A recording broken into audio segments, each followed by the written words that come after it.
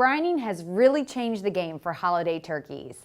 A brine makes the meat moist and flavorful, but it can also prevent the skin from getting crisp. And honestly, who has the space in their fridge for a big pot of brine during the holidays? Well, in this video, I'll show you a twist on brining, a dry brine made with kosher salt and herbs that draws out the juices, which are then reabsorbed with all of the flavorings for succulent, tender meat and a gloriously crispy skin. Depending on your recipe, you may have different amounts of salt and brining times, but the technique is basically the same. Now for this recipe, I'm actually going to do an herb rub underneath the skin before I do the dry brine.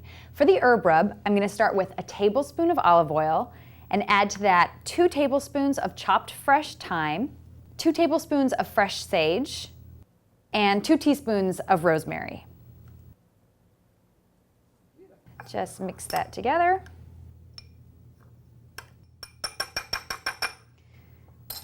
Now to add the herb rub, you need to first loosen the skin of the turkey just by running my hands right along the meat.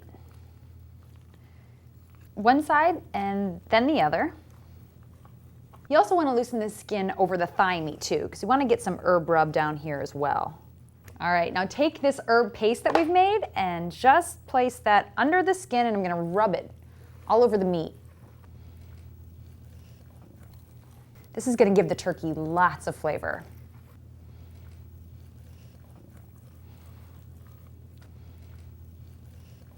Now the dry brine is as simple as sprinkling kosher salt all over the turkey.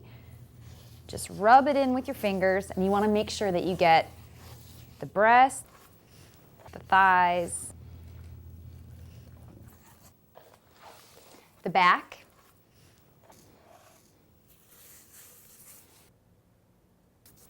and don't forget the cavity as well.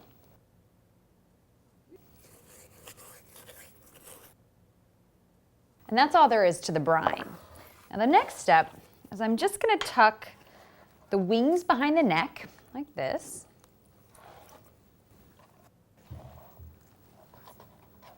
And I'm going to tie together the legs.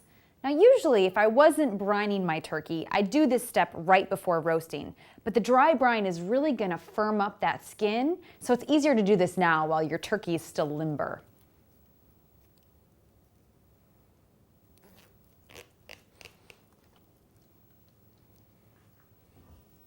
Now I'm going to place the turkey in a large plastic bag.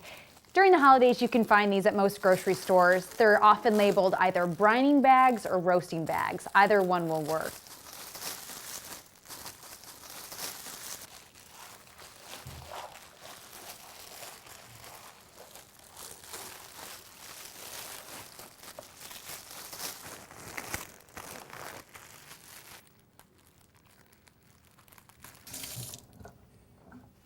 Now I just washed my hands, and at this point, I'm going to double bag the turkey.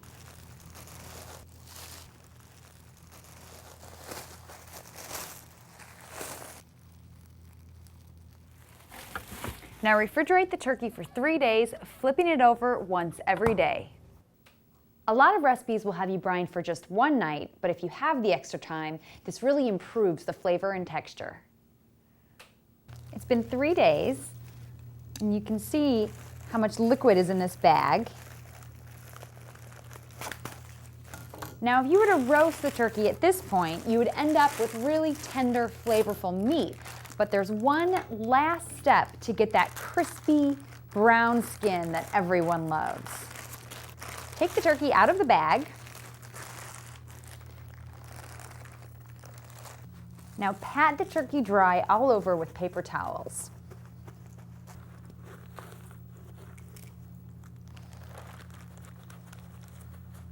Now put the turkey in a roasting pan and refrigerate it unwrapped overnight.